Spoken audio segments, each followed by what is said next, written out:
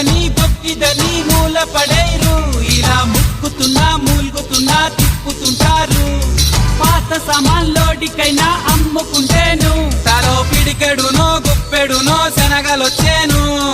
ఎంత పొడవు ఉంది చూడరో, జని పంటబడ ఊరి చివర ఇంజనుందిరో. ఎంత పొగలు కక్కుతుందిరో, తిని దుంపతెగా బొగ్గు కొండ మింగినాదిరో.